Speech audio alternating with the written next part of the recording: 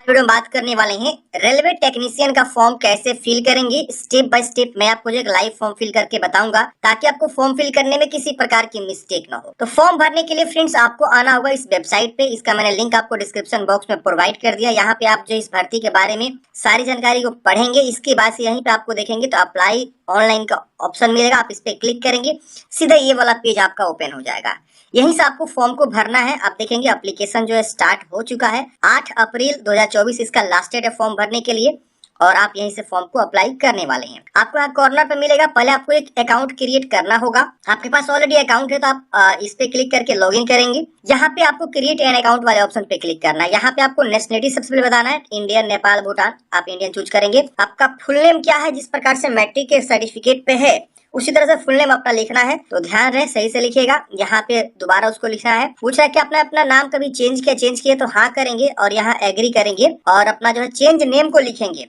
नहीं किए थे तो नो करेंगे, ये सब डिसेबल हो जाएगा। अपना डेट ऑफ बर्थ का चॉइस करेंगे। यहाँ से कैलेंडर पहले ओपन करेंगे। यहाँ पे पहले ईयर को कंफर्म करना होगा आपको, जो भी आपका ईयर है। फिर जो है आपका यहाँ से स्क्रॉल करेंगे इस तरह से तो मंथ चेंज होगा और फिर डेट को कंफर्म कर लेना है। ऐसे अपना डेट ऑफ बर्थ को क्या करना है फ्रेंड्स, लिखना है। फिर डेट ऑफ बर्थ को दोबारा यहाँ लिखना है। फिर यहाँ पे आपको जेंडर बताना है, मेल फीमेल जो भी है। फिर यहाँ पे दोबारा जेंडर को कंफर्म करना है। यहाँ पे फादर्स नेम, फिर दोबारा फादर्स नेम को लिखना है। फिर यहाँ मदर्स नेम, फिर दोबारा मदर्स नेम को लिखना है। यहाँ पे inter your Aadhaar card number, यहाँ पे अपना जो है आधार नंबर लिखेंगे और वेरीफाई यूजिंग आधार पे क्लिक करेंगे तो आपका आधार जो है ऑथेंटिकेट हो जाएगा।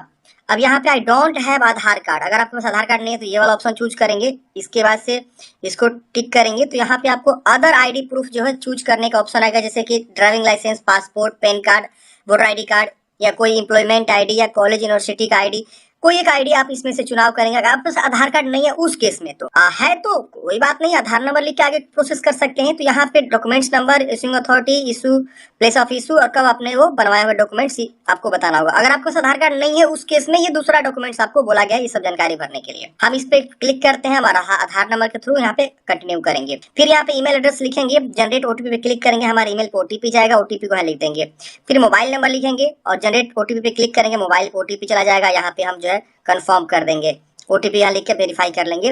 फिर यहाँ पे एक पासवर्ड आपको बनानी है। पासवर्ड जो है कैपिटल लेटर में, स्मॉल लेटर में, स्पेशल कैरेक्टर या नंबर, कोई भी पासवर्ड इस प्रकार से आपको बनाना है। फॉर एग्जांपल मान लीजिए आपका नाम राजू है तो आर कैपिटल में रखिएगा और JU@123 ऐसे करके आप पासवर्ड को बना सकते हैं, कोई दिक्कत नहीं होने वाला है। तो ऐसे पासवर्ड को बनाएंगे। फिर इस कैप्चा कोड को यहाँ भरेंगे जैसे यहाँ दिख रहा है और फिर यहाँ पे review and create an account पे क्लिक करेंगे। क्रिएट एन अकाउंट पे क्लिक करते हैं फ्रेंड्स, यहाँ पे देखेंगे आपका जो इस प्रकार से जानकारी शो होगा कि आपने क्या क्या जानकारी फिल किया। आप जानकारी को अच्छे से वेरीफाई करेंगे कि हाँ सारा जानकारी सही है। अगर कुछ भी गलती है तो एडिट करिएगा, नहीं गलती है तो इसको डिक्लेयर करना है और यहाँ क्रिएट एन अकाउंट पे क्लिक करना है, प्रोसीड करना है। प्रोसीड करते हैं, आपका अकाउंट क्रिएटेड हो जाएगा सक्सेसफुली। अब आपको क्या करना है, यहाँ पे अपना मोबाइल नंबर या ईमेल एड्रेस कोई भी आप लिखेंगे और पासवर्ड जो आपने बनाया था वो पासवर्ड, फिर कैप्चा कोड भर के आपको लॉगिन कर लेना है। लॉगिन करते हैं फ्रेंड्स, आप देखेंगे यहाँ पे आपको वैकेंसी शो हो जाएगा और यहाँ पे आप देखेंगे ऑनलाइन एप्लीकेशन वाले ऑप्शन पे क्लिक करेंगे तो इस प्रकार से आपका जो ये शो हो जाएगा। अब देखिए 2 वैकेंसी है, 2 प्रकार के अलग अलग पोस्ट है। मतलब वैकेंसी तो एक ही है लेकिन 2 प्रकार के अलग अलग पोस्ट है। देखिए वैकेंसी नंबर देख रहे हैं ना, यहाँ पे सेम है लेकिन अलग अलग 2 वैकेंसी है। देखिए यहाँ पे देखिए ग्रेड 1 सिग्नल की वैकेंसी है, टेक्नीशियन ग्रेड 3 की वैकेंसी है। देखिए तो आप किसके लिए एलिजिबल है उसके लिए आप अप्लाई करेंगे और यहाँ से पहले आपको चूज करना होगा। देख रहे ना यहाँ पे इस प्रकार से कि आप जोन बताइए और फिर आपको नेक्स्ट करना होगा उसके सामने। फॉर एग्जाम्पल मान लीजिए आप जो है एलिजिबल है ग्रेड 1 सिग्नल के लिए। अब ग्रेड 1 सिग्नल के लिए जो क्वालिफिकेशन हो क्या है, तो देखिए बोला गया कि bachelor of science in physics या इलेक्ट्रॉनिक्स या कंप्यूटर साइंस या इंफॉर्मेशन टेक्नोलॉजी या इंस्ट्रूमेशन, तो आप इस वैकेंसी के लिए एलिजिबल है, फॉर्म अप्लाई करेंगे। या BSc in combination of any sub stream of basic stream physics, electronics, computer science, या 3 इयर्स का डिप्लोमा कर रखा हुआ है आपने इंजीनियरिंग में तो फॉर्म भरेंगे, या डिग्री इंजीनियरिंग कर रखा हुआ है तो फॉर्म भरेंगे। और इसमें लगभग आपके जो है आई थिंक 1100 के आसपास सीट यहाँ पे टेक्नीशियन ग्रेड 1 सिग्नल में आपकी वैकेंसी है। इसी तरह से आप देखेंगे टेक्नीशियन ग्रेड 3 की वैकेंसी जो 10वीं के साथ साथ ITI होनी चाहिए उस ट्रेड में जिस ट्रेड के लिए आप फॉर्म भरना चाहते हैं, तो इसके लिए आप देखेंगे तो इस तरह से वैकेंसी आपको जो है रहने वाली है। कुछ ऐसे पद है जिसमें आपको सिर्फ और सिर्फ जो है इंटरमीडिएट बोला गया है, जिसे आप देखेंगे तो उसके लिए अलग जो है क्वालिफिकेशन, जैसे सिग्नल वाला जो होता है ना उसमें आपको इंटरमीडिएट बोला जाता है। देखिए यहाँ पे सिग्नल वाला आ गया इस तरह से, अहमदाबाद में कितनी वैकेंसी है। अब यहाँ पे ये जोन वाइज भी वैकेंसी को दिखा दिया गया है, तो आपको जोन को भी ध्यान में रखते हुए फॉर्म को अप्लाई करना है। ये नहीं कि आप आए कोई भी जोन चूज कर लिए। अब जैसे आप देखेंगे तो यहाँ पे ग्रेड 1 सिग्नल में बेंगलोर जोन में देखेंगे तो 44 पद है। इस तरह से देखेंगे तो ब्लैक स्मिथ ग्रेड 3 में आप देखेंगे तो 14 पोस्ट है। इसकी वजह से ट्रैक मैकेनिक में आप देखेंगे तो 8 पद है। SNT सिग्नल एंड टेलीकम्युनिकेशन में 26 पद है।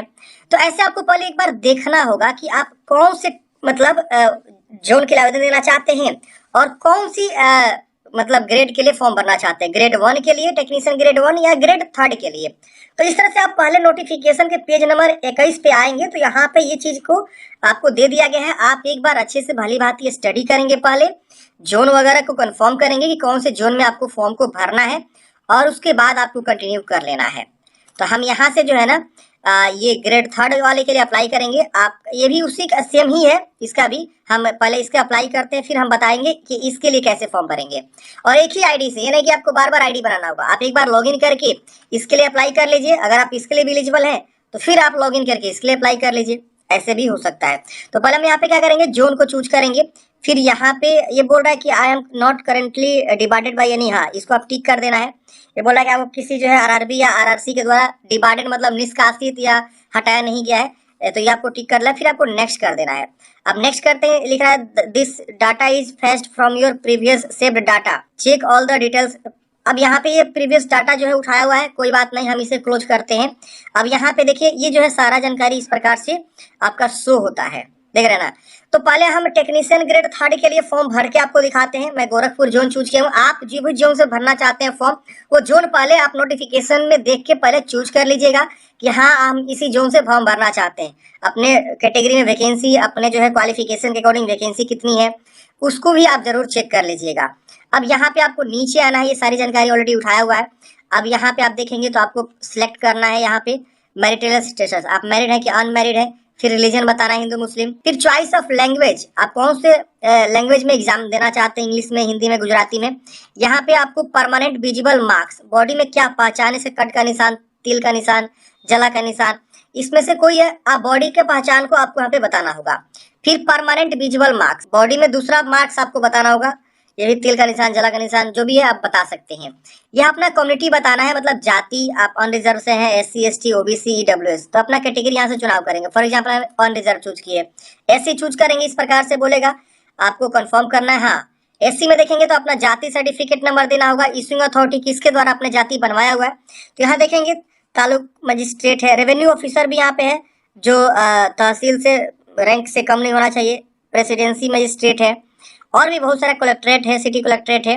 इसमें से किसके द्वारा आपने बनवाया हुआ है वो आप यहाँ चुनाव करेंगे। फिर इशू स्टेट, किस राज्य से बनवाया हुआ है, कब बनवाया हुआ है, और यहाँ पे आप रेलवे का जो है ट्रेवल पास लेना चाहते हैं, आपको यस कर देना है, और अपना जो है नियरेस्ट रेलवे स्टेशन बता देना है, और यहाँ पे कास्ट सर्टिफिकेट अपलोड करना है। तो SC ST के केस में ऐसे आपको आएगा। और ध्यान रहे जो भी कैंडिडेट्स अपना जाति सर्टिफिकेट बनवाएंगे वो सेंट्रल लेवल का होना चाहिए, क्योंकि वैकेंसी जो आपका सेंट्रल लेवल का है, तो ये चीज ध्यान देना है। SC ST का सेंट्रल लेवल का तो बनता नहीं है, तो आप जहां से बनवाए हैं रेवेन्यू ऑफिसर या सर्कल ऑफिसर, CO या RO के द्वारा, तो वो चल जाएगा, कोई दिक्कत नहीं होने वाला SC ST के केस में।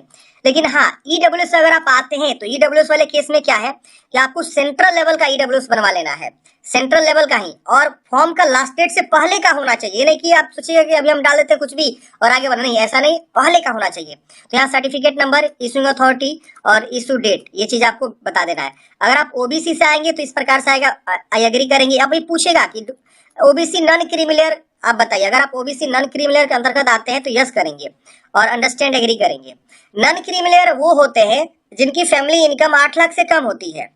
तो आप देख लीजिएगा कि फैमिली इनकम 8 लाख से कम है और OBC से आप आते हैं तो आपको नॉन क्रिमिनल के बारे में जानकारी यहाँ पे बताना होगा। अगर आपकी फैमिली इनकम 8 लाख से ज्यादा है तो आप यहाँ पे नो करके इस तरह से अंडरस्टैंड एग्री कर लेंगे। तो ये चीज है।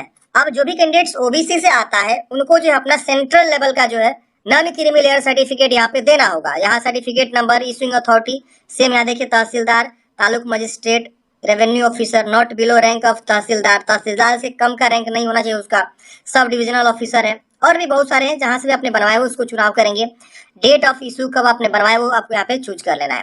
तो ऐसे आपको जो है ना जाति के बारे में बताना है।